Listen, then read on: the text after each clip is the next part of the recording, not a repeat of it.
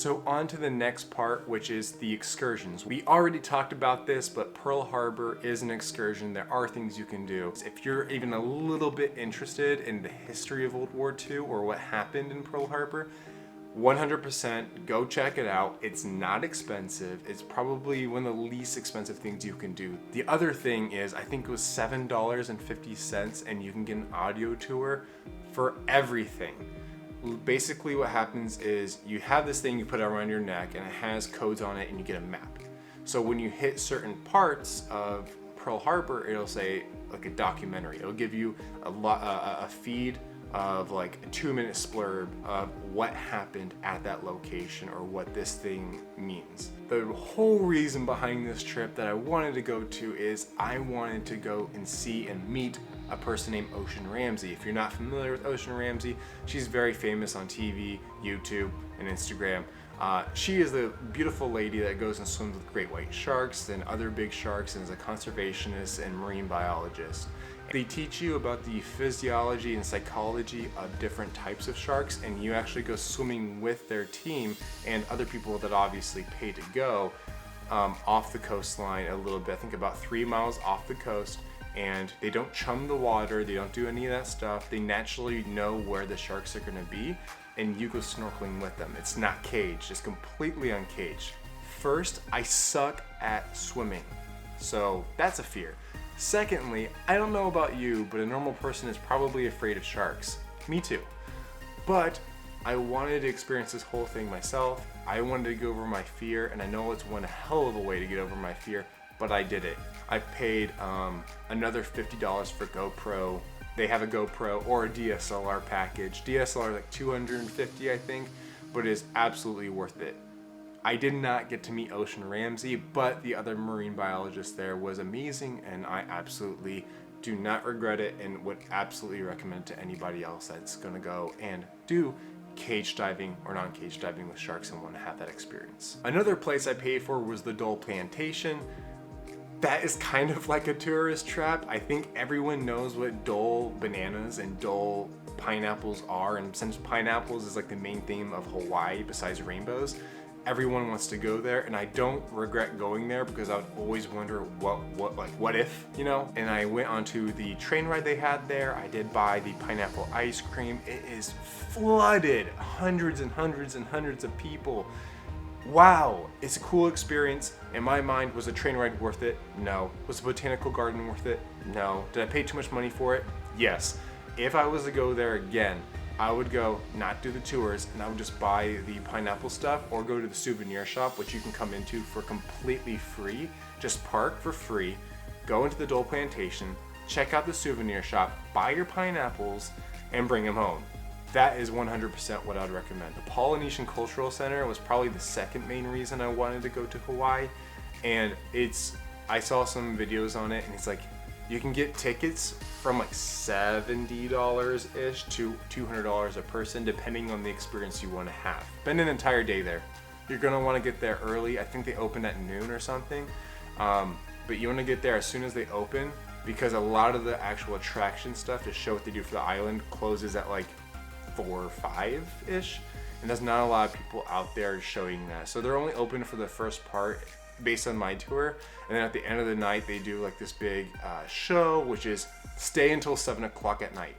Go and do, if you want to leave early, go and do that. Come back. You can get back in for the same day with your pass, and you can get in there and go check out the final show. They will not let you record it. There is a guy right next to me that kept on trying to record it, and they kicked him out. But their final show is freaking amazing. 100% recommend the Polynesian Cultural Center as well. I think I'd pay like $80 for just me.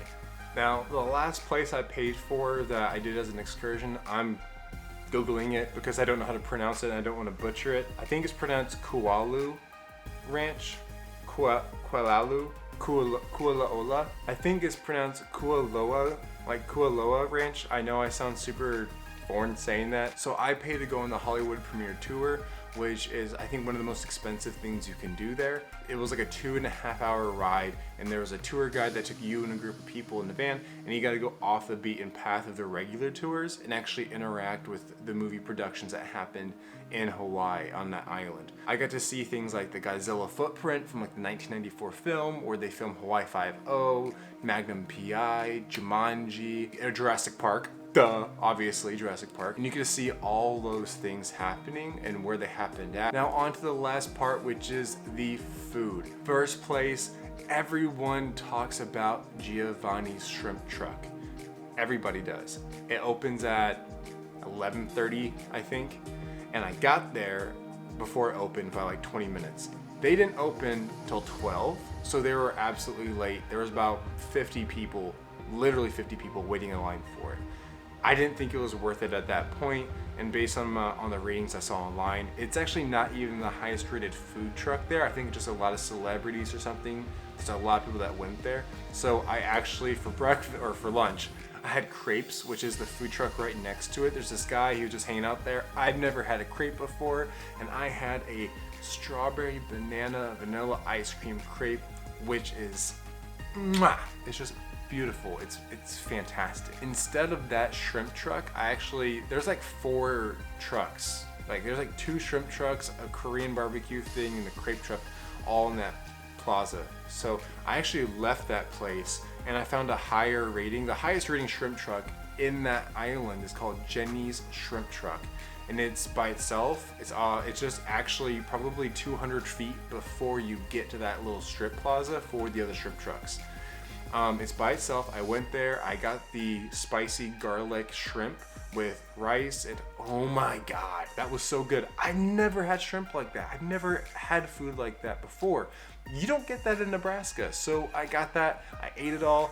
Wasn't sure how I was supposed to eat it, but I ate it anyways, and it was freaking amazing. Absolutely go to Jenny's Shrimp Truck. There's no line there. The food is decently priced, and I don't know why people wait for Giovanni's. There's a place called Sweet Ease Cafe, which I did go there for breakfast on my route to Cocoa Crater as well as Diamond Head, and it was amazing. The food there is great. I didn't take any pictures, so I can't put any up. I don't have any video from it. Cocoa Head Cafe was another place that we went to and we ate at. I believe I had a breakfast burrito, and it was like a freaking Chipotle burrito, and it was the best breakfast burrito that I've ever had. Go there, check that out. And my last but not least place is you want to get some good coffee. I was just driving around and I ran into a place called Coffee World. Beautiful views. It's a plantation on its own, and the plantation has its own beans for coffee, which you can buy inside. A lot of the locals seem to go there. I think I was like the only tourist that actually showed up at the time. But you get a beautiful view of the mountain range. On the other side, you get a beautiful view of the coffee plantation. It's in the middle of the island, and it's just absolutely wonderful. But I would definitely go there for coffee at least once, at least go try it out. They do have Starbucks, they have all that other coffee on the island, but I thought it would be a great experience to go and try the coffee that they produce on the island itself, which didn't disappoint at all. Okay guys, I'm gonna leave you with that. That is not everywhere or everything that I did, but those are the things that if I was your friend, if I'm talking to you, I would absolutely recommend on a short list. And then everything else, if you did what I did, I had 24 places mapped out on the island that I want to go to, and I did not get to all of them.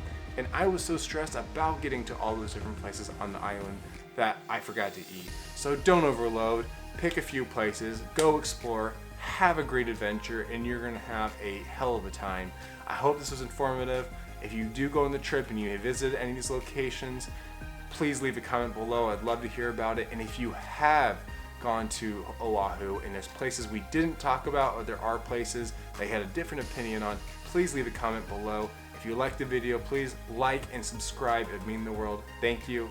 Take care. Have fun.